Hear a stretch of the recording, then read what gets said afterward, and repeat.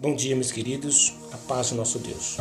O texto para a nossa meditação de hoje se encontra no livro de Salmo 51, versículo 3, que vem dizendo: Pois eu conheço bem os meus erros, e meu pecado está sempre diante de mim. O segundo efeito do pecado é na nossa mente. Ele afeta a nossa mente. Essa é a segunda finalidade que o pecado vem para a nossa vida: nos afetar a mente. A mente de Davi era bombardeada dia após dia pelo que ele havia feito. Ele diz: está sempre diante de mim. Ou seja, eu não consigo me livrar dele. Sabe, queridos, uma pessoa que não teme a Deus pode esquecer o seu pecado facilmente. Mas um cristão nunca se esquece um pecado não confessado. Por quê? Porque o Espírito Santo não vai permitir isso. E isso afetará tanto a sua mente que quando você clamar a Deus, sentirá que não consegue chegar nele. O pecado secará toda a sua segurança diante dele. Você se perguntará: por que Deus deveria me responder depois do que eu fiz? E vale a pena você fazer essa pergunta, porque as Escrituras nos ensinam claramente que se eu atender a iniquidade no meu coração, o Senhor não vai me ouvir. Por isso eu quero perguntar para você: existe algum pecado que você ainda não confessou para Deus? Queridos, se você tem algum pecado que você ainda não confessou para Deus, trate de confessar esse pecado. Fala para Jesus, porque não permita que a sua mente fique afetada por esse pecado. O Espírito Santo não vai permitir que os seus desejos, que as suas orações sejam atendidas enquanto você não confessar o pecado. A palavra de Deus vai se cumprir na sua vida. Enquanto eu atender a iniquidade no meu coração, o Senhor não me ouvirá.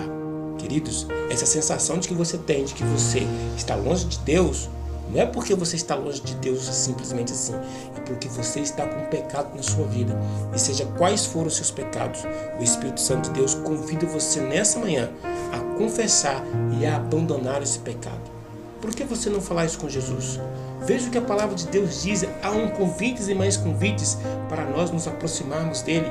Sabe, a palavra de Deus é clara quando Jesus diz assim: tudo que o Pai me dá virá a mim, e o que vem a mim jamais o lançarei fora.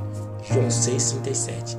Hoje eu e você temos a oportunidade de irmos e de sermos aceitos por Jesus. Permita que nesta manhã o Espírito Santo conduza a sua vida.